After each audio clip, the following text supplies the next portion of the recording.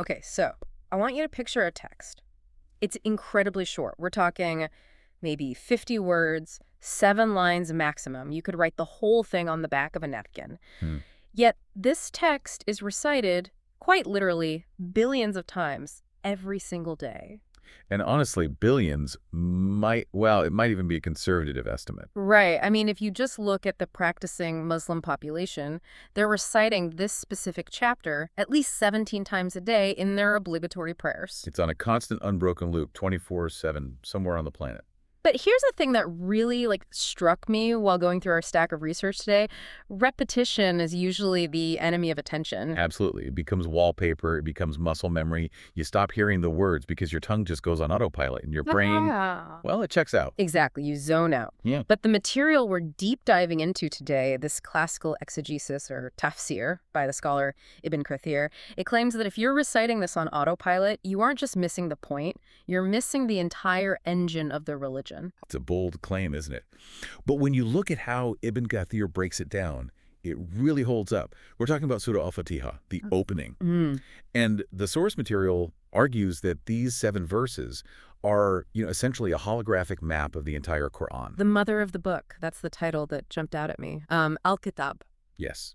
And mother here isn't just a poetic term for important. In Arabic, implies the origin, the source, or the headquarters. I see. Ibn Kathir uses this great analogy of Makkah being called al-Qura, the mother of villages, because it's the center point from which everything else radiates. So the argument is that Al-Fatihah is the mother because it's basically a zip file. That is that's the perfect modern analogy. Yeah. The scholars argue that every massive theme in the thousands of pages of the Quran, monotheism, stories of the past, law, the afterlife, the psychology of belief, it's all compressed into these 7 lines. So if you double-click on Al-Fatihah, the rest of the Quran just expands out of it. Yeah. So today, we're going to double-click. We're going to unpack the linguistics, the strange history, and this really heavy concept of a divine conversation that completely reframes what prayer is supposed to be. But before we get to the heavy theology, I have to ask you about the scorpion.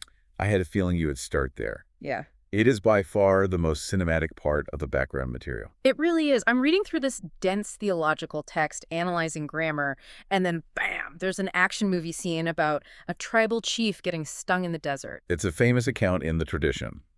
So you have a group of the prophet's companions traveling through the desert. They're hungry, they're tired, out of supplies. Right. They stop at a Bedouin tribe to ask for hospitality, which was the custom, and the tribe basically tells them to get lost. Which in desert culture is a huge insult. I mean, that's basically a death sentence if you're far from water. Huge. But then the plot twists. The chief of this tribe gets stung. Some reports say a scorpion, others imply a snake. But the poison is working fast. The tribe tries everything. Their own medicines, herbs, incantations, but nothing works. The chief is dying. They're desperate. So they go crawling back. So they run back to the travelers they just rejected and ask, do any of you have medicine? And one of the companions, who had just been refused food, mind you, steps up. He steps up, he goes to the chief, and he doesn't use herbs. He simply recites Al-Fatihah over him. And that's it. That's it. Ibn Kathir records that the chief was cured instantly. The text says he stood up as if he was released from a chain. Wow. That is wild. And they got paid for it, right? They did, a flock of sheep. But the takeaway for us isn't the sheep. It's that one of the names of this chapter is Ashifa, the cure, or Ruqya, the remedy. Right. The source is establishing that this text isn't just a philosophy or a poem. It has functional, tangible power. It was viewed as an antidote. And that sets the stage perfectly. Because if it can cure a physical poison, the rest of this deep dive is about how it cures spiritual poison. Misguidance, despair, arrogance. Exactly. It's a remedy for the human condition. So let's get into the structure. The source mentions that you don't just walk up and start reciting this. There's a protocol. You have to. You have to clear the room first. Right. You don't just barge into the throne room. You have to perform the isti'adha. Right. I seek refuge with Allah from shaitan. I think most people know shaitan means Satan or the devil, but the etymology breakdown in the notes was fascinating. It makes him sound less like a cartoon villain with a pitchfork and more like a linguistic concept. It's deep. Ibn Kathir offers 2 root meanings for the word shaitan. The first is from shaitana, which means to be far away. Far away from what? Far away from truth, far away from mercy. It defines evil not just as bad actions, but as distance. The ultimate punishment is being distant from the divine. I see. But the second root is shaitan, which means burned. Because he's made of fire. Yes, created from smokeless fire, and also because he is destined for the fire. But here's the psychological insight the text offers. Why do we need to seek refuge? Why can't we just fight him ourselves? Well, I assume because he's invisible. That's part of it. But the source makes this brilliant distinction between a human enemy and this inner enemy. If you have a human enemy, you can reason with them. You can be nice to them, maybe give them a gift, bribe them, and they might back off. Evil in human form is negotiable. Right. Diplomacy works on people. Exactly. But the source says Shaitan does not accept bribes. Kindness doesn't work.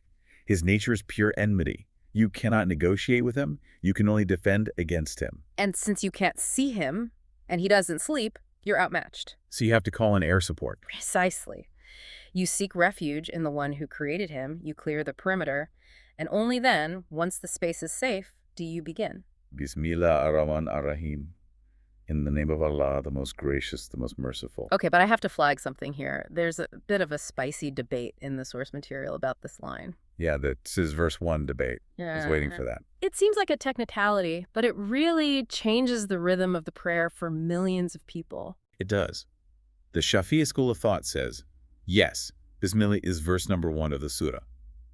So if you go to a mosque in parts of Southeast Asia or East Africa, you'll hear the imam sing it out loud as part of the recitation. But the Maliki or Hanbali schools disagree. They argue it's a standalone blessing, a separator between chapters, but not part of Al-Fatihah itself. So in other parts of the world, like Saudi Arabia or parts of North Africa, the imam might say it silently in his head before reciting the praise out loud. Exactly. But regardless of whether they say it loud or quiet, the application is universal. You say it before everything. Everything. Eating, drinking, entering your house. Ibn Kathir even quotes a specific hadith about saying it before marital intimacy. The idea is that you're stamping the divine name on every single action to sanctify it. You're bringing God into the mundane. Perfectly said. Okay, so we've cleared the room with the refuge, we've set the intention with the name, now the surah formally begins. Verse 1. Alhamdulillahi Rabbil Alameen. All praise is due to Allah, Lord of all worlds. Let's pause there. Alhamd. We usually translate this as praise or thanks, but the text makes a really subtle distinction between hamd and shukr. I always thought they were synonyms. Not quite. Shukr is reactive. If I give you a gift, you give me shukr. You thank me for what I did. But hamd is absolute. You give hamd for who someone is. So I praise the sunset for being beautiful, even though the sunset didn't, write me a check or do me a favor. Exactly. Alhamd means God is praised whether he gives you what you want or not, simply because he is perfect. It's an objective fact, not a subjective transaction. You're acknowledging his status. And immediately after establishing that he is the Lord of existence, we get those two names again, Ar-Rahman, Ar-Rahim. The most gracious, the most merciful. In English, that sounds redundant. It's like saying the huge, the giant. So why do we need both words side by side? It's all about the nuance of the Arabic root Rama. The source explains that Ar-Rahman is a maximalist adjective.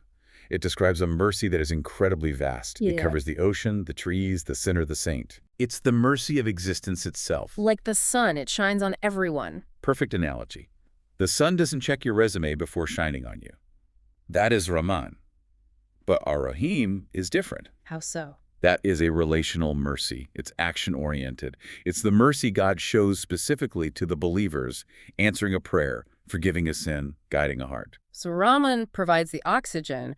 Rahim helps you breathe when you're having a panic attack. That is a beautiful way to put it. And notice the sequence. We start with mercy, but then the tone shifts dramatically in the next verse. Malik Yawmiddin, master of the day of judgment. Yeah, it goes from the warm hug of mercy to the cold reality of a courtroom. It does. And the source asks, why specify the day of judgment? Isn't he the master of today, too? Well, looking around, Elon Musk thinks he's the master of today. Presidents and kings think they're masters. Exactly. In this life, the ownership is contested. People claim power. We have hierarchies. But the text paints this chilling picture of that final day. It says all those claims evaporate. Ibn Kathir quotes a narration where, on that day, the divine asks, where are the kings of the earth? Where are the tyrants? Silence. No one speaks.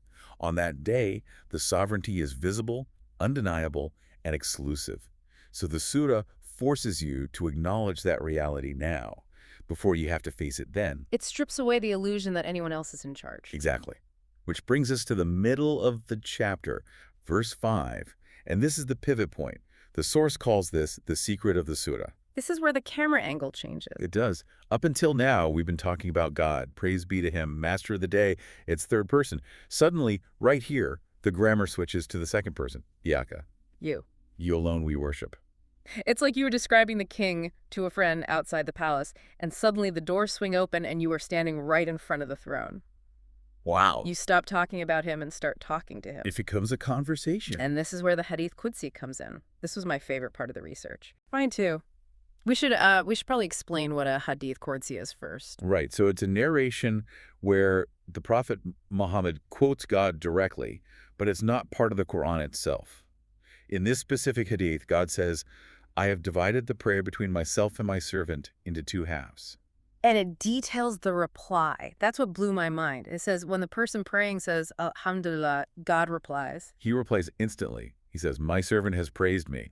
When you say the most merciful, he says, my servant has glorified me.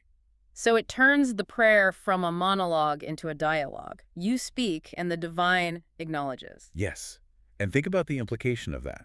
If you're distracted, if you're thinking about your grocery list or your emails while saying these words, you're effectively ghosting the creator of the universe mid-conversation. That puts a lot of pressure on presence. It demands presence. And in that presence, you make the ultimate declaration. Iyyaka na'budu wa iyyaka nasta'in. You alone we worship, and you alone we ask for help. I want to drill down on worship here, because in English, worship sounds like, I don't know, singing a hymn or lighting a candle, but the Arabic word ibadah is grittier than that. Much grittier. Yeah. It comes from the root describing a tariq muhabbad, a paved road. A paved road. Yeah, think about a path that has been walked on so many times that the earth is packed down, smooth, and submissive. It's subdued. I see. Linguistically, worship means leveling your ego, becoming smooth and submissive to the will of God, just like that road. It's not just a ritual act. It's a state of being. And the source points out that the sequence matters here too, right? We say we worship before we ask for help. Right. It's prioritizing the objective over the tool. Worship is the goal of life. Help is just the tool you need to do it. So you don't ask for help just to have a comfortable life. You ask for help so that you can traverse the path of worship. Exactly. It creates a pact. I will do my part, but I acknowledge I can't do it without you. Which leads us to the big ask, the only request in the whole chapter. Idina Sirat al-Mustaqim. Guide us to the straight path. The Sirat. Ibn Kathir gives a visual analogy here that is honestly terrifying and beautiful at the same time. The walls and curtains analogy. Yeah, lay it out for us. Okay, visualize a long, straight road. Okay. On both sides of the road, there are high walls. Got it. Tunnel vision. And in these walls, there are open doors. But the doors aren't locked. They just have flimsy curtains hanging over them. Curtains. That's easy to push aside. Too easy, the source explains. The path is Islam. The walls are the boundaries set by God. Okay. The open doors with curtains, those are the prohibitions, the sins. A curtain isn't a barrier, it's just a veil. You can walk right through it with zero effort. And once you step through, you're off the path. Exactly. But here's the cool part. At the end of the path, there's a caller inviting you forward. That's the Quran. But there's also a caller above the path. The source calls this the conscience, or the admonisher, in the heart of every believer. The inner voice. The inner voice. Every time you look at one of those curtains and think, I wonder what's behind that, the voice screams, don't open it. If you open it, you will fall through. That's a powerful image. It really highlights that staying on the path isn't just about walking forward. It's about resisting the urge to peek behind the curtains. And that answers the question, why do I need to keep asking for guidance if I'm already a Muslim? You ask because the road is long, the curtains are blowing in the wind, and you need firmness to not step sideways. Now, the surah wraps up by categorizing all of humanity into 3 groups based on this path. And I feel like this is often misunderstood, so we need to be precise with how the source defines them. It's a matrix of success and failure. The prayer asks to be on the path of those upon whom you have bestowed grace. That's group 1. The winners. The winners, the prophets, the truthful, the martyrs. The source defines them by a simple formula. They had knowledge of the truth, and they had the action to follow it. Knowledge plus action equals grace. Exactly. Then we have the 2 ways to fail. Group 2, those who earned anger. al-Maghdubi alayhim. Right. Ibn Kathir identifies this archetype historically with the Jewish scholarship of the time. But we have to look at the reason the source gives. Why anger? It wasn't about who they were, it was about what they did or didn't do. Precisely. The source says they had the knowledge, they knew the scriptures, they recognized the truth, but they didn't have the action. They chose not to follow it. They knew the speed limit was 50, and they drove 100 anyway. That's it. It's corruption of intention. It's knowing better and doing it anyway. Which brings us to group 3, those who went astray, ad-Dalin. Identified historically with the Christians of that era, and their failure was the opposite.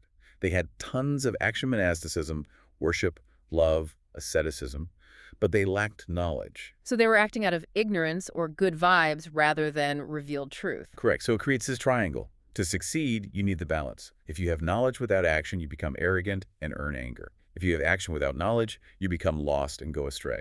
That is the perfect summary. The straight path is the razor's edge between being an armchair intellectual who doesn't practice and being a misguided zealot who practices without knowing what they're doing. And that brings us to the end. But not quite, because there's one word left. A word that isn't in the Quran, but we always say it. Ameen. Ameen. It's the seal. It means, oh Allah, answer this. The notes mentioned a hadith that says the previous nations, specifically the people of the book, envy Muslims for two things. Yes, they envy the salam greeting and they envy the Ameen, because Amen is the sound of unification. When the Imam says it and the angels say it and you say it, if those three voices synchronize, the source says your previous sins are wiped clean. It's a reset button. Every single prayer. It's a collective signing of the pact. So let's zoom out. We've gone through the names, the cure, the conversation, the pact, and the path. It really is a complete cycle. It's the hero's journey in 7 lines. You acknowledge the king, you admit your dependency, you ask for the map, and you verify your destination. I want to leave our listeners with a thought that really struck me. Ibn Kathir quotes a scholar who said, Al-Fatihah is the secret of the Quran, and the verse, you alone we worship, and you alone we ask for help, is the secret of Al-Fatihah. It boils everything down to the atomic level. It really does. Thousands of pages of revelation, law, history, it all collapses into that one singular moment. A human being looking at their creator and admitting, I can't do this without you. In a world where we are just obsessed with self-reliance, hustling, and being self-made, that is a radically countercultural idea. But it's also incredibly liberating. You don't have to carry the world on your shoulders. You just have to walk the path. You just have to walk the path. Something to think about the next time you stand in prayer. Thanks for diving deep with us. Always a pleasure.